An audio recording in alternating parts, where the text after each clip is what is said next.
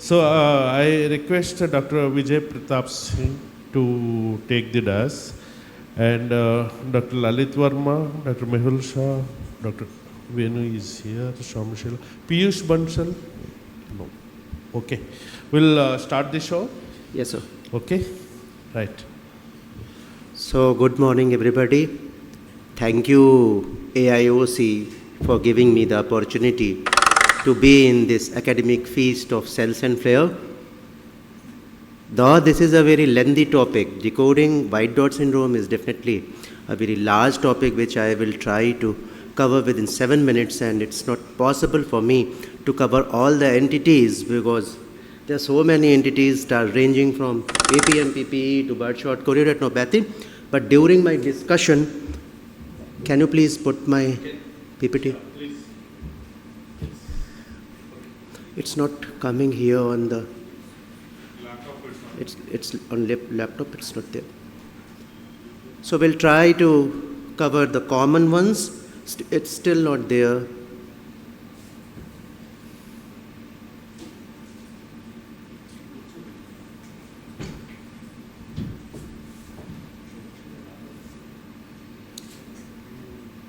So as we all know, that white dot syndromes are a group of ocular disorders which are actually characterized by the presence of subtle whitish lesions at the level of choroid, RPE, and or neurosensory retina. And as I have mentioned, there is a very long list of white dot syndromes starting from APMPP up to the birdshot chorioretinopathy. So coming one by one. Acute posterior multifocal placoid pigmentary epitheliopathy. This disease, which is commonly known as APMPP, is usually seen in the younger age group of 20 to 40 years, and the disease is having no sexual predilection. So it affects both male and females and is also found to be associated with HLA-B7 and HLA-DR2. Delayed type 4 hypersensitivity is implicated in the pathogenesis of this disease, and that's why the disease is found to be noted in the patients of autoimmune thyroiditis and scleritis associated with CNS vasculitis, along with the post-vaccination of meningococcal B vaccine. The history of influenza-like prodromal illness is seen in 50% of the cases, and the disease is usually bilateral in nature, but sometimes what happens that this occurs in the other eye after a few weeks, and that is a bad prognostic indicator actually. Mild anterior segment reaction can be seen, but vitritis of mild to moderate degree is usually noted in 50% of the cases. The lesions are creamy white yellowish involving posterior pole, and they are placoid in nature. When we do FFA, these lesions appears to be more numerous as they seen clinically, and there is typical early hypofluorescence followed by the late hyperfluorescence. In the inactive phase, hyperfluorescence is because of RP atrophy and depigmentation. In ICG, both in active and healed lesions, hypoautofluorescence is noted, and again, they are more in number. The disease is self-limited, so spontaneous recovery occurs in most of the cases, but whenever the macula is threatened, we will have to treat them by the means of steroids. In 80% of the cases, we have a very good visual recovery. Multiple evanescent white dot syndrome. This white dot entity is more commonly seen in females than in males, and again, this is seen in the younger age group. Viral prodrome is seen in half of the cases, and anterior chamber reaction along with vitritis is noted in up to 50% of the cases. Optic nerve involvement is very common in mutes. That's why afferent pupillary defect can be present in these cases. The disease is usually unilateral, and there are multiple subtle white dot lesions which are actually made up of microdots, and they can be best elicited by the means of slit lamp biomicroscopy rather than doing an indirect ophthalmoscopy, and uniform macular granularity is the pathognomonic of mutes. When we do FFA, like other choroidal lesions where we get early hypo and late hyper, here we get early hyperfluorescence, and these lesions are arranged like in a wreath manner at the fovea, around the fovea, as well as in the peripapillary region, and they are more in number on FFA and ICG as they are clinically seen. Self-resolved lesions and the visual acuity can be achieved by the 6.9 up to the 6.6.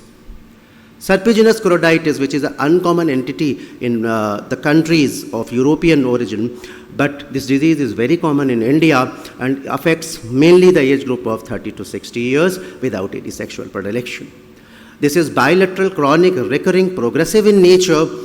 Anterior chamber reaction is uncommon in European countries, but Professor Amod Gupta et al. Has reported that anterior uveitis is commonly seen in Indian origin patients. Mild vitritis can also be noticed, particularly in the patients of serpiginous-like choroiditis rather than serpiginous choroiditis lesions.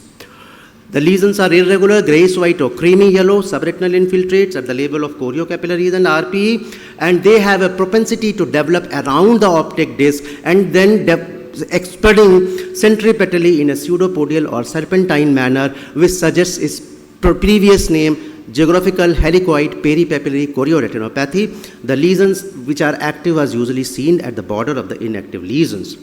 Fundus autofluorescence is a very important tool to assess the activity of the lesion and how they are responding to the treatment, because active lesions are hyperautofluorescence, and when they start healing, they becomes hypoautofluorescence. FFA, typically early hypo, late hyper, and inactive phase, we can get mottled hyperfluorescence. The patients can have CNVM in these patients, so they should be treated by the means of anti-VEGF agents. ICG and OCT, they are not very much having some typical findings which can help us in diagnosing the disease. Systemic steroids and immunosuppressive agents are the cornerstone of the therapy managing serpiginous choroiditis. Multifocal choroiditis and panuveitis usually affects adults in their mid-30s, and the disease is again more common in females than males. The disease is bilateral in nature with mild to moderate anterior chamber reaction as well as the reaction in the vitreous. Multiple round yellowish lesions are seen not only around the disc, but there is a distinct propensity to have these lesions nasally to the optic nerve head, and optic neuritis is seen in about 1/3 of the cases. FFA again early hypo, late hyper, but ICG is typically hyperfluorescence in active lesions which becomes hypo in the healed lesions. But before diagnosing this, rule out TB, syphilis, presumed ocular histoplasmosis, DUS and PORT and viral retinitis. And if CNVM is there, treat them with anti-VEGF. If it is not there, treat them with steroids and immunosuppressive agents. And this is the last entity which I am going to deal. Punctate inner choroidoretinopathy is usually seen in the young myopic women of 20 to 30 years of age. The disease is usually unilateral, but they can be present bilateral. But there is totally absence of anterior uveitis and vitritis, which is the hallmark of PIC. There are multiple discrete lesions which are seen over the posterior pole, and absence of CME or disc edema as opposed to multifocal choroiditis or mutes is again a characteristic to decide whether this is a PIC or this is mutes or multifocal choroiditis. But CNVM is the most significant clinical sequelae which is seen in around 1/3 patients. Again, the lesions are very typical on fundus fluorescein angiography. They are hyperfluorescence from the beginning, and in the later phase, this staining is more. ICG is again hypofluorescence. There is no treatment for the majority of the patient, but whenever there is CNVM, we will have to take care of these lesions either by the means of PDT, anti-VEGF, or laser photocoagulation. So the take-home message is that whenever that white dot syndrome is there, they are always a diagnostic challenge. But ancillary testing by the means of fundus autofluorescence, fundus fluorescein angiography, indocyanine green angiography, by the means of electrophysiological tests, VEP, etc., we can diagnose them, and actually the treatment depends upon the cause and the sequelae. These are my acknowledgements. Professor JB, Dr. SKG Madam, Amla Ma'am, Sudarshan Sir, and Parthupratim Datta Majumdar, who has taught me the nitty-gritty of this subject, and Dr. Shivangi Kapoor, who has helped me in preparing this presentation and collecting all the photographs of all these patients. Thank you so much. Thank you, Dr. Tomar. You have enlightened nicely, but do you include serpiginous choroiditis and multifocal choroiditis into punctate? Sir, still the classification still involves them. Though we have a long discussion in Uveitic Society of India, conference, that serpiginous choroiditis at least should not be here in the white dot because they are very large lesions. Yes. Both multifocal and serpiginous should not have come here. And birdshot retinopathy could have been included in Birdshot retinopathy I haven't included in my talk because that is very, very uncommon in Indian subcontinent. I think in last 13 years when I was doing my fellowship under Dr. J.V. sir, I haven't seen even a single case of birdshot chorioretinopathy. That's fine. Why do you think that hyperfluorescence happens with the mutes and punctate inner choroiditis, whereas APMPP, it is hypo followed by hyper? In APMPP, what happens that there is actually the perfusion of that RP and that layer of the choroid, that is actually hampered. Because of that, we are getting that early hypofluorescence. And the best part of this white dot syndrome, if it is because I think that students are also there. Most of the time we cram that in APMPP we will get early hypo, late hyper like this. Believe me, it's very easy to remember because in all the entire that choroiditic entities, this mutes, this PIC, this subretinal fibrosis and panuveitis syndrome, and Krill's disease, that acute retinal pigmentary epitheliitis, here we get early hyper which persists even in the later phases. That Krill's disease, I have seen one patient and that I diagnosed only on the basis of FFA. That helped me a lot because these lesions are very subtle in nature. So I was thinking that I was... Let us not distinct the discussion. In mutes, you said it is self-resolving. Are there any cases where the audience should be alerted that they should start on steroids to reduce the complications? Sir, multiple events in white dot syndrome, until unless we are not having any CNVM, I don't think that we should treat them with the steroids. But APMPP definitely, because whenever the presentation in the other eye is a little late, or that macula is threatening, at that time we will have to give these patients steroids. Two conditions, one is macula or the disc. The disc is, These two things, we have less time and if other speakers comes, it will be very... Sir, regarding APMPP, I would like to discuss something. Amod Gupta sir has a landmark study on serpiginous choroiditis. We are not going into all that. Sir? No, please. Okay. Because we have limited time for each speaker, 7 minutes you extended that and now 1 or 2 questions of discussion is sufficient. Now I call upon Dr. Megha Gulati. Okay, thank you so much. Gupta and Siddiq Parvez, did they come? Okay. Dr. Megha Gulati, she will be presenting about ERN. Yeah. Good morning all. So today my topic of discussion will be acute retinal necrosis. I will be discussing this topic with the help of few clinical pearls. Now, I don't have any financial disclosures. Acute retinal necrosis, to start with, the American Uveitis Society has laid down the diagnostic criteria for acute retinal necrosis, which includes 5 essential and 3 supportive criteria. 5 essential criteria are 1 or more foci of retinal necrosis in the peripheral retina with well-defined margins. There will be rapid progression in absence of antiviral therapy. There will be a circumferential spread. There will be occlusive vasculopathy with arterial involvement and a prominent inflammatory reaction in the vitreous or anterior chamber. These are the 5 essential criteria which are there. The 3 supportive criteria are scleritis, pain, and optic neuropathy or pallor. Now we discussed that the retinitis will be in the periphery. Does posterior pole involvement happens in acute retinal necrosis? It is very rare. So why so? The periphery is involved. The short ciliary nerves, they penetrate near the optic disc and they travel anteriorly in the grooves on the internal surface of the sclera. So because these short ciliary nerves, the virus migrate through, the periphery of the retina is involved and the posterior pole involvement is very rare in acute retinal necrosis. As it is caused by the viruses, as the name suggests, the most common virus being the varicella zoster virus, followed by herpes simplex virus 1 and herpes simplex virus 2. Rarely, Epstein-Barr virus and cytomegalovirus has also been associated with acute retinal necrosis. Now, these are the 5 viruses. There are few case reports that non-viral cause of acute retinal necrosis is Toxoplasma gondii. So, that should also be kept in mind. Now, age and associated comorbidities helps us in differentiating the clinico-etiological differentiation in ARN. So varicella zoster virus and HSV1, it is usually the likely cause when the age of patient is more than 25 years of age. When patient is younger, less than 25 years of age, HSV2 is the likely cause. Whenever patient presents with chickenpox or shingles on systemic examination, varicella zoster virus should be kept in mind. If there is history of meningitis or encephalitis in the recent past, or there are evidence of herpes simplex keratitis healed or active, HSV1 should be the likely cause. If there is history of maternal or neonatal herpes infection, or if the acute retinal necrosis is occurring adjacent to a pigmented scar, then HSV2 should be kept in mind. Why we want to differentiate the cause, we will see in the further slides, because management differs depending upon the causative agent. Now, starting from the anterior segment, we will proceed to the posterior segment, the findings in acute retinal necrosis.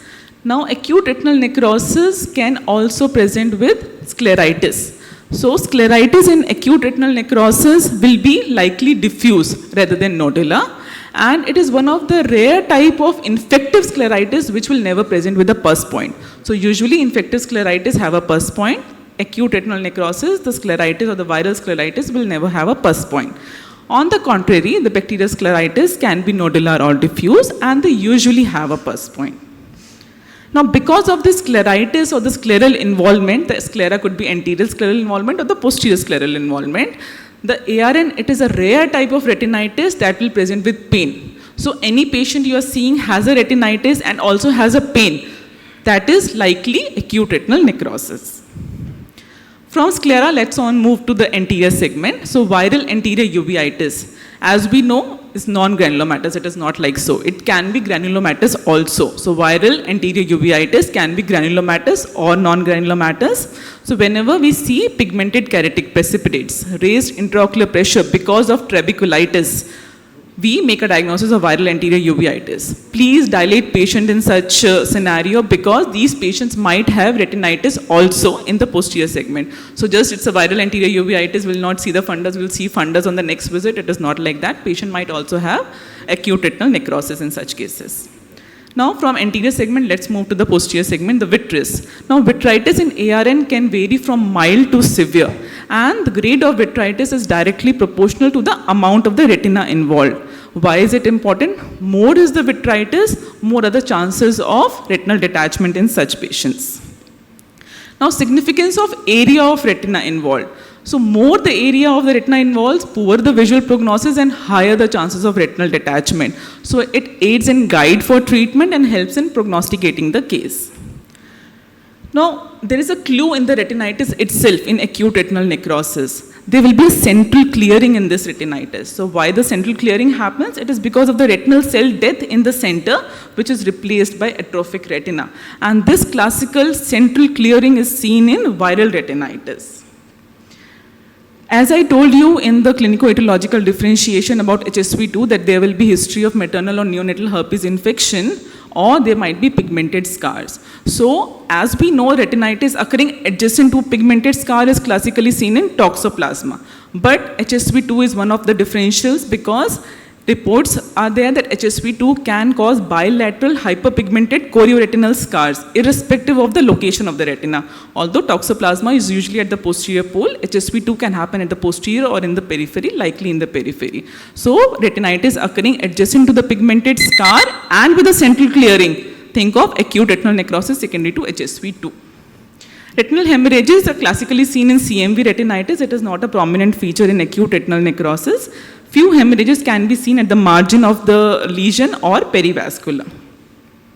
There is occlusive vasculopathy in these patients and it progresses beyond the area of retinitis and it indicates early optic nerve involvement. Because of this vasculitis, patient can present with central retinal artery occlusion in such cases, and inflammatory central retinal artery occlusion, ARN, should be a differential diagnosis amongst these cases. In although the immunocompromised or immunocompetent status does not make a difference in making a diagnosis of acute retinal necrosis, but in immunocompromised patients, the ARN, it is bilateral, severe, and a poor visual prognosis is associated, and more likely HSV resistance to acyclovir is there in these patients. So the viruses are there at the retina and the retinal pigment epithelium, but not in the choroid and the optic nerve and the vessels, the endothelium of the vessels. So at the endothelium of the vessels and optic nerve, they are mainly inflammatory cells. So it is not just the antiviral, we also need to treat the patient with steroids. So the acyclovir is the main treatment for ARN, but acyclovir is not done only for treating the primary involved eye, it is also to prevent the involvement of the contralateral eye, because the patients who were not treated with acyclovir, there are 5 times more chances of progression to the other eye or the involvement of the other eye. Now valacivir is the primary modality and not the IV acyclovir, as we know. For how long should we give that? So the lesion usually resolves in 1 to 2 weeks in the involved eye, but still we continue the treatment at least for 2 months following resolution of retinitis in the involved eye, because the other eye gets involved in almost 14 weeks. So minimum 2 weeks after resolution of retinitis, the valacivir should be continued. Now, intravitreal antivirals, we don't have foscarnet in India. Ganciclovir is given 2 times weekly, and there are few indications when it need to be given: when the retinitis is more than 25%, when there is presence of occlusive vasculitis involving the posterior pole, and there is presence of serous retinal detachment. Oral steroids, as I told you, need to be started when retinitis is more, there is serous retinal detachment, there is more vitritis, and there is occlusive vasculitis. But a very important point, don't start oral steroids without antivirals. Oral steroids always need to be given under the cover of antivirals. IVMP is given when you are suspecting optic neuropathy in patients of acute retinal necrosis. So sudden vision loss in a patient you are following up with the acute retinal necrosis, in the first month it is optic neuropathy, in the second month it is likely the retinal detachment. So a patient of acute retinal necrosis on valacivir presents to you with sudden vision loss. It's an unexplained vision loss. It is not explained by the amount of retinitis. You think of optic neuropathy and please start the patient on IV methylprednisolone. So let me skip this part and go to the management algorithm directly. So clinical diagnosis of ARN is made, then you see whether the patient is immunocompetent or immunocompromised. In an immunocompetent patient, look at 2 factors: how much is the retina involved and how much is the severity of inflammation based on the anterior segment and the vitreous involvement. If it is less than 25% of retina involved with mild vitritis, there is no need of intravitreal treatment or oral steroids. You can start on oral valacivir 1 gram 3 times a day. If the amount of retinitis is more than 25%, there is moderate to severe vitritis, you have to start oral valacivir 2 grams. It is not 1 gram, then 2 gram you have to start with. You have to supplement with intravitreal ganciclovir 2 times weekly, and then oral steroids need to be added. This valacivir you need to continue for minimum 2 months following resolution of retinitis. In immunocompromised patient, irrespective of amount of retina involved, you have to start with 2 grams 3 times a day. Intravitreal ganciclovir need to be given, oral steroids need to be avoided. And it is not just 2 months you have to continue the therapy till CD4 count is more than 200 repeatedly. So this is an example, a non-reactive HIV patient. Now you can see that amount of retina involved is more than 25%. So we started with valacivir 2 gram TID, we gave intravitreal ganciclovir along with oral steroids. But this patient, similar retinitis but is retropositive, so we'll avoid oral steroids, we'll give 2 gram 3 times a day. You need to come. Yeah, that was the last slide, sir. So I will skip the learning points. Thank you. I never asked you to stop, actually. I will go through the learning points. Right. No. In ARN, in the clinic, this is very dangerous disease. Yes. We have followed, we have burned our hands very badly in this. If there is 1 or 2 lesions are there, and you are seeing in the evening, how do you suspect? Because this you live for 2 days, I am telling you, most of the audience, you will totally extensive. Yeah, there will be extensive circumferential it spread. can very fast progressive disease, this one. And you may lose the eye in no time. Actually, you don't have much time to observe and say, I will reconfirm the diagnosis. Nothing like that will happen. So how do you suspect if 1 or 2 lesions are there and you need to suspect that this is ARN, nothing else? So there will be peripheral retinitis first of all. There will be no retinal hemorrhages surrounding that. And along with those retinitis, you will see a vasculitis. That is arterial involvement will be there. That is classic of acute retinal necrosis. Arterial rather than arterial venous involvement. Yes, yes. Venous involvement. Yes, yes. So there will be always arterial involvement associated with that small retinitis lesion surrounding that area. Yeah, but if yeah. it is extensive, you will see that arterial involvement extending till the posterior pole. That is a frank case. But early and central clearing can also be there. Sometimes it won't be there, but if it is there, it is by classic. that stage, I think it's more extensive. Yes, yes, yes. By that stage, it is Yeah. extensive. And second is you nicely explained about how to suspect a virus or tox Yes, or yes, anything like that. So I will not ask for that. But you have started on treatment and this patient responded. How you will ensure that this patient's eye is now saved for a long term?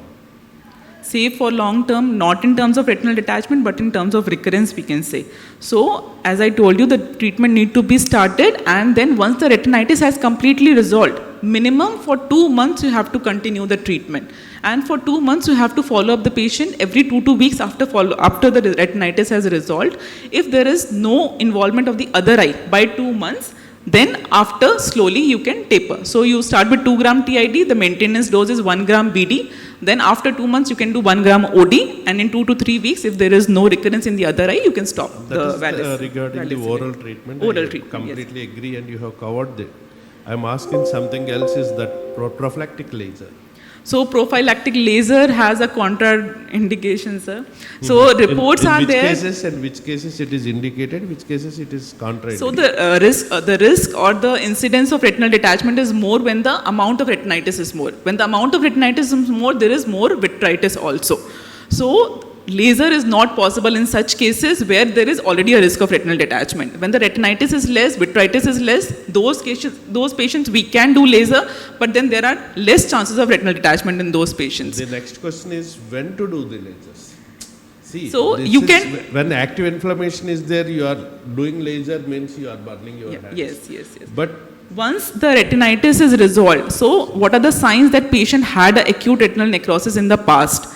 Patient might present to you in a healed state also. So in the periphery, you will see a sieve-like retina or a scalloped appearance.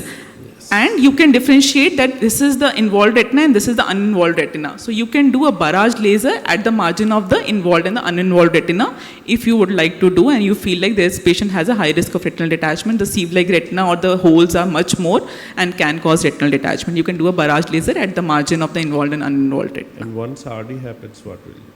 So once retinal detachment happens, these patients are at very high risk of PVR. So a high buccal, a broad buccal, high buccal indent and a broad buccal is essential prior to vitrectomy in these patients, because once the PVR happens, there is also the risk of hypotony in these patients because of the contraction.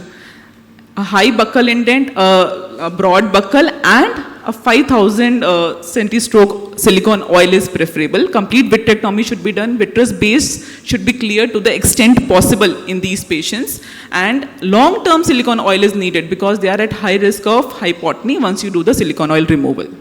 Yeah, you should be prepared for keeping the oil long term. The belt buckle and these are a little bit less indicative.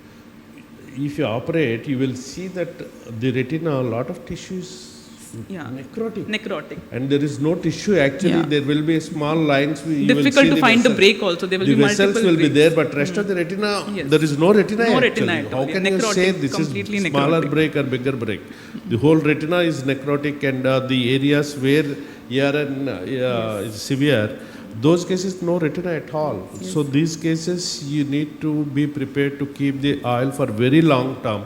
So the best of the oils you should use and keep the patient also.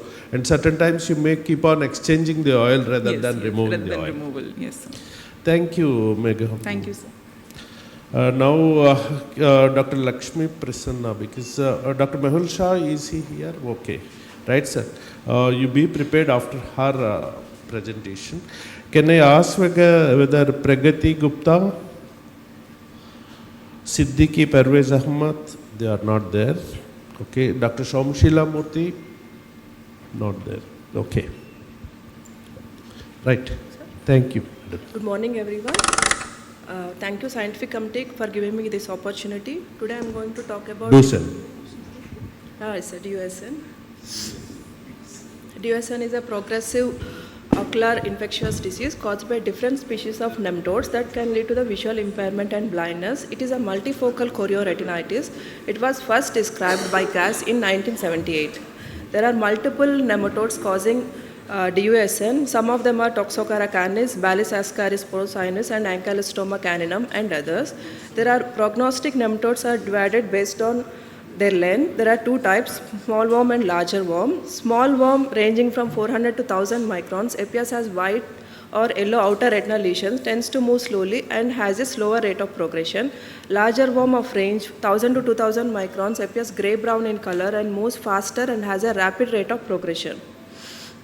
There are risk factors. Predisposing factors include travel to or residence in place where causative parasites reside, and DUSN occurs most frequently in children and young adults prior to their fourth decade, more often in males than in females. Despite DUSN being mostly described as unilateral disease, rare bilateral cases are also reported in the literature. Coming to the pathology, the nematode eggs from the dogs or raccoons are ingested after they have been shed from their carriers. After entering the body, the larvae from the eggs hatch into larvae. These larvae travel hematogenously, migrate into the subretinal space where they may spend months or years without changing size or shape. These nematodes may invade cutaneously. It's the life cycle of Balisascaris. The pathophysiology, the presence of worm in the subretinal space causes gliosis and mechanical and immunomodulatory changes in the retina that causing the damage to the retina and RPE. The association of worms migration through the neurosensory retina and toxicity of its secretions and the host immunological response leads to the toxic autoimmune nematode retinopathy. It has been suggested that outer retinal layer experiences a local toxic effect, whereas the inner retinal layer experiences diffuse toxic reaction. Then there will be infiltration of eosinophils, macrophages, and gliosis further leads to the ganglion cell loss. There are DUSN is characterized by two stages, acute or early stage of DUSN, chronic or late stage of DUSN. Acute stage is characterized by the presence of multiple evanescent small round yellowish to grayish white lesions which appear in a small cluster or crop seen at the level of the outer retina, affecting the single quadrant at a time. After the worm passes to another area, these lesions will disappear and another crop of lesions will appear in the another quadrant. Commonly, the macular and juxtamacular locations are affected. Subretinal larva migration in the subretinal space produces subretinal yellowish white tracts or tunnels called as Garcia's sign. Larger worms are reported to leave tracts of clumped RPA as their footprints, and smaller worms are known to leave small chorioretinal atrophic scars. Patients in acute stage presents as asymptomatic or presents with central or paracentral scotomas, photopsias, or vision loss. Antiosegment is normal in most of the cases, but some cases presented with keratic precipitates and hypopaeon, the literature. This is the picture showing yellowish crop lesion supratemporal to the macula, first picture. Second picture shows Garcia's sign, that is subretinal tracts. Later chronic stage of DUSN, there is vascular narrowing and progressive ganglion cell loss occur until the optic disc becomes atrophic, leading to permanent vision loss. There will be diffuse regeneration of the retinal pigment epithelium and enhanced retinal inner limiting membrane reflex, also called as orificin. Patients present with profound vision loss in this stage. Clinical diagnosis, there is diagnosis of DUSN is very crucial because only in 25 to 50% of 40% of cases worm is visualized during the eye examination. In case if it appears as a motile coiling and uncoiling features. Identifying the larger worm is relatively easier with indirect ophthalmoscope, but smaller worm we should actively search for it with fundus contact lens or fundus photography. Some worm species are more photosensitive than others. It will help in moving the worm from the macula to the safer area where we can do photocoagulation. These clinical diagnosis is the presumed proper diagnosis. Other investigations will act as adjuvants. OCT in acute stage, we can see vitreous cells. There will be retinal nerve fiber layer edema which which as a transitory edema, along with neurosensory detachment, shared photoreceptors, we can see a live nematode as a hyperreflective thing. Chronic stage OCT, we will be seeing retinal atrophy, thickness of the central macula. Fundus fluorescein angiography, in early stage, these crop of lesions will appear as hypofluorescent lesions. In later stages, there will be hyperfluorescent along with disc leak we can see. In the later stages, we will see diffuse choroidal hyperfluorescence as window defects. Visual field studies show different lesion patterns that cannot be correlated with the findings of the ocular fundus changes. ERG, B wave is usually more affected than the A wave, may present as a negative ERG. ERG will never be completely extinguished in case of DUSN. Indocyanine green angiography, dark spots can be seen in the early stages due to choroidal infiltration. These may persist or disappear in the later stages. Octa, we can identify the worm as far as it is motile because it's lacking vascular system.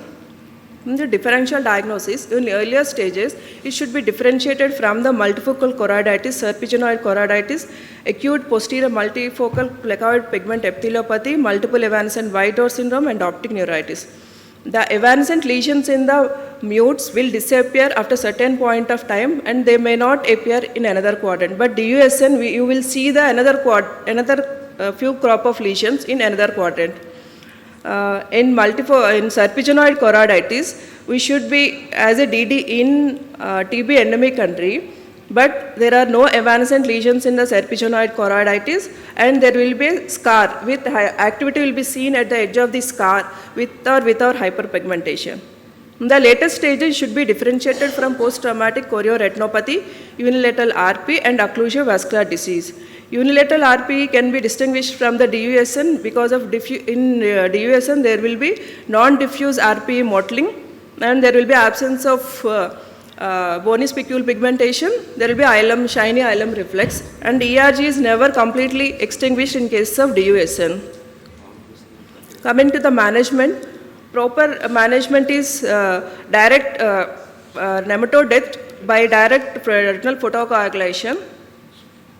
In case if worm is not visible, we can do retinal coagulation adjacent to the vicinity of the crop of lesions or sectoral photocoagulation in the periphery because it improves the drug penetration.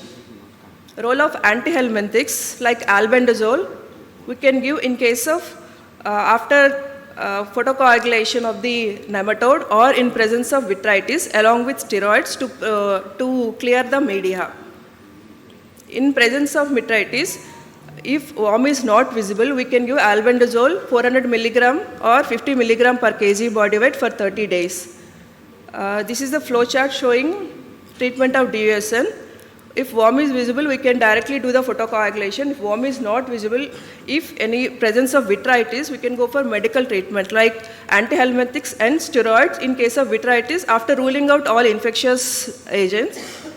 In absence of vitritis, we can give medical treatment and scatter photocoagulation to improve the drug penetration. The take-home message, DUSN is a clinical diagnosis. It is important to know the stages of diagnosis because early identification and treating in the early stages will prevent progression to the chronic stage and profound vision loss. Early stage can mimic mutes and SLC, and late stage can mimic unilateral retinitis pigmentosa. ERG is rarely extinguished completely in case of DUSN. Treatment depends upon whether worm is visualized or not, whether we can go for photocoagulation or medical treatment.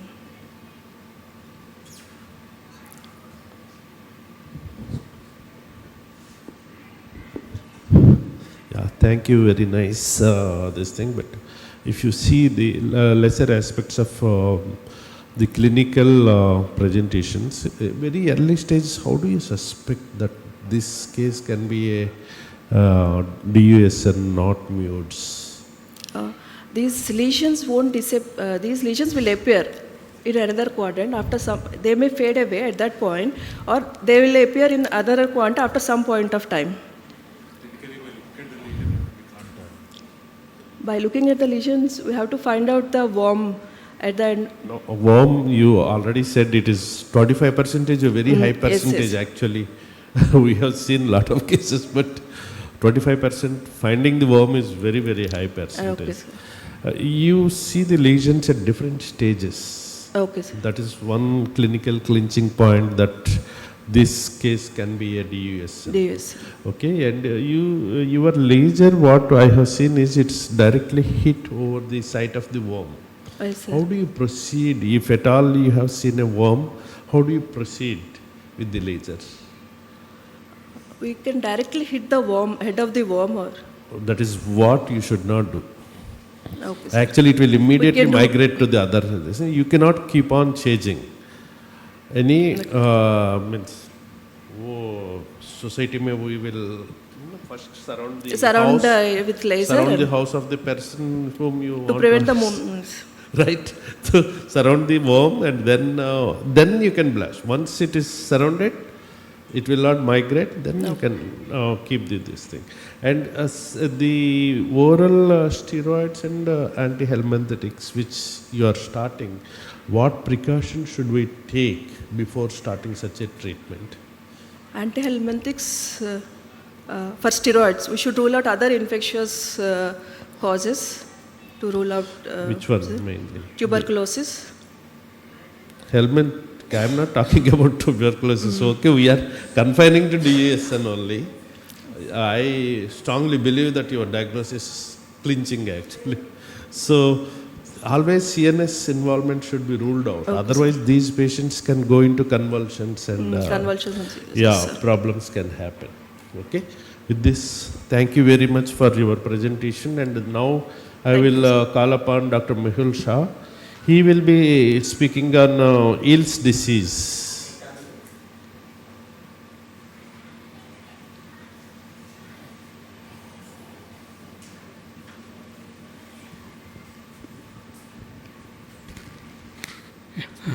Thank you very much, sir, for allowing me to be here in front of you. This is something rarely happening in the urban areas now. It used to be, but now it is not so, but still it persists in rural areas. So, Eels disease with a characteristic clinical picture, fluorescein angiographic finding and natural course is considered the specific clinical entity. So, first described by Dr. Henry Eels, a British scientist, arterial and venule inflammation reported, and etiology may be mycobacterium autoimmunity, which was reported initially. The two major studies published from India is by Biswas et al. And classification was proposed by Saxena et al. Both were very popular and very useful. But other areas in Britain, US, Canada, Greece, Germany are not seeing these cases now, but Indian subcontinent predominantly still looking at the cases, and they reported 1 into 135 to 200 patients, male predominant, that is well known. So these are the etiopathogenesis, tuberculosis and hypersensitivity tuberculoprotein was considered to be the important cause, and other systemic disease like sarcoidosis and association also can be there. There are large number of biochemical study, but Rangarajan et al. And Pratap et al. Studies, they considered the identification point. This is the summary of immunological studies done for Eels disease, and we will not go into details of that. And these are the diagnosis: proliferative vascular retinopathy and systemic and ocular. These are the differential diagnosis. We all know this. So we have conducted a study at our hospital to identify the clinical classification of the. So objective was to investigate the clinical features and propose a new staging system based on clinico-pathological correlation and formulate a new guidelines for management of this disease. It was a prospective cohort study. From 2004 to 2021, all patients were enrolled, and they were classified into inflammatory stage, ischemic stage, and stage of complication. Patients were treated accordingly, and we treated this using medical management, photocoagulation, or pars plana vitrectomy. The patients were monitored according to the standard schedule and formats. These are identification points. These were the early vasculitis. Vascular inflammation was seen, either small vessels or bigger vessels. The healed vasculitis also, and sclerotic vessels were seen. And this was the stage of neovascularization. We could see the all peripheral fan-shaped neovascularization hemorrhages. And in later part, fibrosis, contraction and traction retinal detachments were seen. And more complicated retinal detachments also were seen. Fluorescein angiography showed a picture of late AV phase leakage and multiple stunts. And in case of vitreous hemorrhage, USG was seen. And these are the USG done in case of complication and complicated retinal detachments. So proposed staging system was the inflammatory stage, where the treatment was given anti-inflammatory, ischemic stage where anti-VEGF and lasers were given, and stage of complication, surgical management was given. So these were the systemic investigation considered, and medical management was done in terms of periocular and systemic corticosteroid and anti-metabolite in form of methotrexate. Anti-VEGF and photocoagulation, like we did the laser PRPs, and bevacizumab and ranibizumab were injected in cases of more neovascularization. And surgical management for fibrovascular proliferation and vitreous hemorrhages. Vitreoretinal surgery management of complication done. And VR surgery were planned according to if total PVD, only vitrectomy and endolaser. If partial PVD, vitrectomy, endolaser with or without tamponade. And if traction retinal detachment, vitrectomy with endolaser and tamponade. So we are not going into details of these surgeries. So management of other complication associated cataract surgery, secondary glaucoma or neovascular glaucoma were present. And these are the results. Our cohort comprised of 367 cases, and visual acuity of presenting cohort was less than 360 in almost 60% of eyes. Only 37.9 needed surgical management. We evaluated the visual outcome following medical surgical treatment. Male predominant. Mean age was younger age, and poor socioeconomical, 1.7% only had a systemic history, and almost 35% were bilateral. 32% were smokers, and mean median follow-up to 86 days. So clinical features in entry segment, in major 90% entry segment no finding, and rest of have finding which were not related to the Hill's disease. In posterior segment finding, we had a vitreous haze in all quadrants, vitreous hemorrhage, vasculitis in all 4 quadrants, rubeosis, NVE, NVD, and macular edema and retinal detachments. Management strategies, what we use is systemic steroid in 65% cases, anti-metabolite in 35% cases, lasers, pars plana vitrectomy in 32% cases, and revision pars plana vitrectomy in almost 10%. So these are the total visual outcome. More than 624 were present in 50% cases, and no light perception in 1% cases. So when we did the comparative study with the medical treatment, we found the significant difference in all modalities except intravitreal triamcinolone, and steroid versus vitrectomy is doing very well, and surgical patient had a better outcome. So we have studied the newer aspect of demographic details and inter-segment findings and posterior segment findings. This study was published in this Journal of Retina Vitreous, Turkish. Thank you. Thank you, Dr. Mehul. Nowadays, we are finding very, very rarely a classic Hill's disease, because now with all the investigations and all the positive etiology is very much present in a retinal vasculitis, case of retinal vasculitis in a young male. That is what the classic Hill's disease profile is. So which cases you are taking? Because certain times in 1 or 2 slides you said it can be tuberculosis can be there, or even the helminthic infestations can be there. So how do you separate a Hill's disease from these retinal vasculitis which are secondary to tuberculosis? Or, I think we have a list of investigation where what we do is the Hill's workup. Yeah. So when we do all investigations and find out if everything is negative, then only we stamp it as a Hill's disease. Exactly. It is a diagnosis of exclusion rather than an inclusion.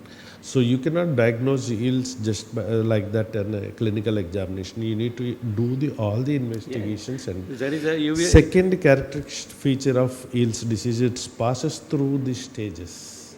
That is another this thing. It do not skip the stage. It passes through the stages. Otherwise, the management you suggested is very classic, and we all follow that. Thank you very much. And Thank now, you, sir. I call upon Dr. Tinku Bali. She will be speaking about VKH syndrome. Again, another chronic, very chronic disease. Practical pills and management. Before she starts, I'm roll calling Pragati Gupta. Dr. Pragati Gupta, is she there? Dr. Siddiqui Parvez Ahmad, not there, and Shamushila Murthy is not there. These three people are not there, so I take it granted that they will not come for this session. So this is the last talk of the session. Okay, so VKH syndrome, or the Vogt-Koyanagi-Harada syndrome, is also called the uveo meningitic syndrome. It is a systemic disease where patients present with bilateral panuveitis, and it may be associated with cutaneous, neurologic, or auditory findings. Now, this is one of the common causes of panuveitis in our country. So whenever you see a patient of panuveitis, first is of course tuberculosis, maybe sarcoid, and then VKH comes in. And you do see these cases quite often in your clinics.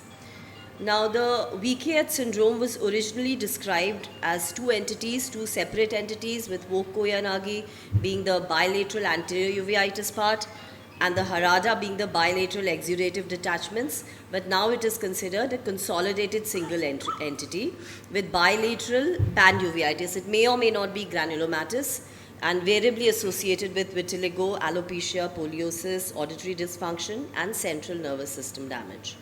It's more common in pigmented individuals and rare in whites, but interestingly also rare in Africans, so it may be a genetic predisposition rather than the amount of pigment. Women are affected more and more common in the 3rd to 5th decade, but pediatric cases also occur.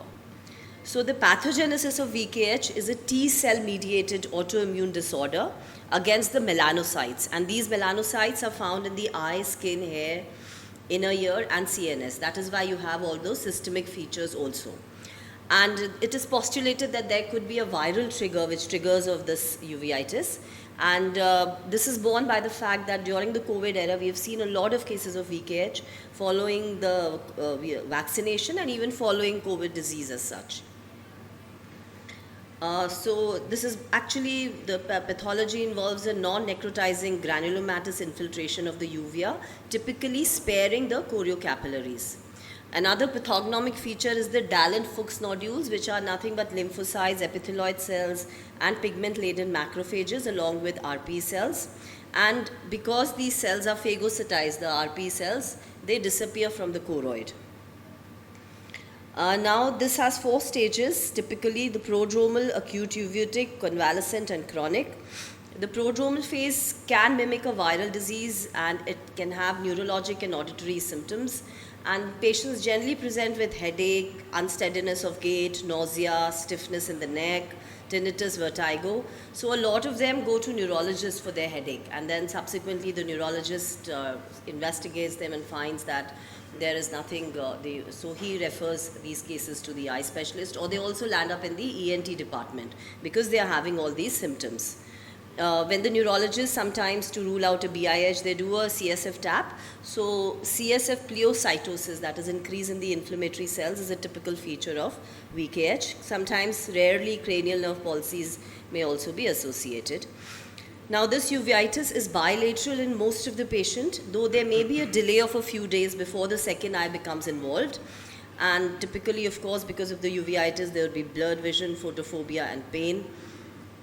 And like I said, it could be granulomatous or non-granulomatous both. The classic described as granulomatous, but we do see a lot of non-granulomatous uveitis also.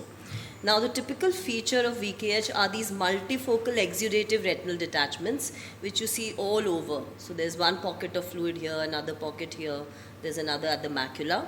And below that, there are yellow-white lesions at the level of the RPE. Those are the Dallen-Fook nodules below the serous retinal detachment. The optic nerve may also be swollen and hyperemic. So just like the CSR, but lots of pockets of neurosensory detachments. Also, this could be associated with a raised IOP.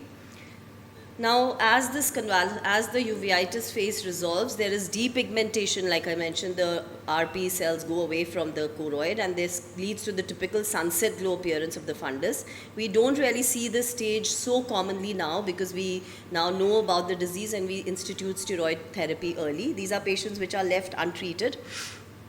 And there could be vitiligo of the face, hands, shoulder, and alopecia and poliosis, though these integumentary signs are not so common in the Indian population, as VKH was described in the Oriental population, which have more propensity to get these integumentary findings like vitiligo, and these come up in the later part of the disease, not to start with, but they come up later. Again, there could be a chronic recurrent phase, so recurrence is a big bugbear with VKH. And the patient could just have an anterior uveitis in the recurrent phase. And studies have reported a recurrence rate of as high as 43% within the first 3 months and 52% within the first 6 months, associated with a rapid tapering of corticosteroids. Like I said, the recurrence could involve only the anterior segment. And if these cycle of recurrences occurs, then of course you can get the complications like cataract, glaucoma, CNVM, and subretinal fibrosis. So the diagnostic criteria were given where you have to differentiate. This is the first one because the features overlap between sympathetic ophthalmitis and VKH. So there should be no history of penetrating ocular trauma. There should be no clinical or lab evidence suggestive of any other ocular disease entity. So again, you have to exclude all the other inflammatory causes. Then there has to be a bilateral ocular involvement. So all these features should be present, but they have to be bilateral, all the features that I mentioned. Neurologic and auditory findings should be there, and integumentary findings. So if it's complete, then all the 5 criteria should be there. Incomplete criteria 1 to 3 or either 4 to 5, and probable criteria 1 to 3. So many times we see probable VKH, that is just a bilateral involvement and some vitritis. We may not see the integumentary and the CNS findings also. Lab investigations, we investigate the patients on all these fronts. Now the angiogram is very typical of, very typical. So you see these white dots, these pinpoint hyperfluorescent areas, which increase in the late phase, and then there may be pooling of the dye in the areas of the neurosensory detachment, and this is called the typical starry sky appearance, these dots which you see all over. And so this is very, very characteristic of VKH. And in the late here you see this pooling of the dye in the areas of the neurosensory detachment in the late phase. So here, again another FFA, if you see something like this is the serous detachment and those are the pinpoint hyperfluorescent areas. OCT again is very typical. There are multilobular serous macular detachments as opposed to CSR. In this you see multiple lobules, and there could be some subretinal hyperreflective material, most likely fibrin and photoreceptor segments. Enhanced depth imaging can be useful to monitor VKH because in that you can see choroidal thickening which goes down and also gives you an indication of how you can taper your steroid treatment. So this is a patient who was treated with steroids. Ultrasound again can show thickening of the choroid. The differential diagnosis, as I mentioned, sympathetic ophthalmitis, posterior scleritis has similar features, but it will show the T sign. And pregnancy-related hypertension will again have multiple areas of serous detachments, but will have no vitritis. So that's how you differentiate. Now therapy should be very prompt and very aggressive. Systemic steroids are the one and only mainstay of therapy. You have to give them at a high dose, 1 to 1.5 milligram per kg, and you have to give them for 3 to 6 months, maybe sometimes even longer. Maybe 6 months is like the typical. You may give for 3 months in milder cases. And if you taper the steroids rapidly, then you do get a recurrence. Recurrent episodes again may not be so responsive to steroids, and use of immunomodulatory therapy with systemic has improved clinical outcomes. So generally now we start the patient on steroids and then add immunomodulatory drugs to it. So you could either add methotrexate, azathioprine, mycophenolate mofetil, and these patients have a better visual outcome than the ones who receive corticosteroid as monotherapy. Can I just show one quick case? Okay. So this is a patient who came with these typical lobulated appearance on the OCT, these serous detachments, and here you see again she had multiple neurosensory detachments and those yellow dots which are the Dallen-Fuchs nodules. Again, pinpoint areas of hyperfluorescence which increase. This was the OCT. After a week she was started on oral steroids, and you see how dramatically the those serous detachments start resolving once you start the patient on steroids. After 2 months it's all gone, she's back to normal, vision had improved to 6/6. We wanted to start her on immunosuppressives, but she was a young patient, had recently gotten married. She wasn't interested in starting immunosuppressives. She also didn't want to take steroids for very long. So very reluctantly, we had to taper the steroids at 3 months itself. But then after 5 months, she had another recurrence. So she again came, this time it's more subtle. You see again those yellow dots. With steroids, she was back to normal. Again, she didn't want to start. She had another recurrence, and this time we started her on immunosuppressives, and now they were continued for another 2 years. And after that, she's had no recurrences. She's been doing fine. So the take-home message is that early and aggressive therapy is needed with immunomodulators in conjunction with steroids in cases of VKH. Long-term treatment with a very gradual taper is required for maintaining remission and for avoiding recurrences. Thank you. Yeah, thank you, Tinku. In the introduction itself, I said it's a very chronic disease. Why? Because most of the treatment mistakes, or I would say under treatments, because these cases require a long-term steroid, commitment of long-term steroid or immunomodulation. But once it is regressed, there should be a recurrence free of 6 months. What you said, 3 to 6 months, is not adequate. Most of the time I see the recurrences because of inadequate coverage, immunosuppression. It requires a longer steroid. So VKH means a recurrence free 6 months is very, very essential. Certain times you may have to extend your treatment for a second year. 3 to 6 months with steroids, I said, but immunomodulators will go on. Oh, no. If I'm in the audience, I will think that 3 to 6 months of steroid is just enough. No, you have to add Recurrence-free period of 6 months after starting immunosuppression. That is more important. Second is, you said it is a bilateral disease, but certain times it is so intriguing that the patient is in the clinic and you have seen very early one eye, you should not let them go, because this is under evolution. So unilateral presentation, do not rule out VKH. When it is a classic VKH you are suspecting, you should go for FFA. That is very good tool, because you can see the leakages, pinpoint leaks, and it is very classic, and start bang on, because it's to become bilateral, it may take a day or two. Yeah. And when you call 1 week, it will be full-fledged. That is another thing which I think is very, very essential.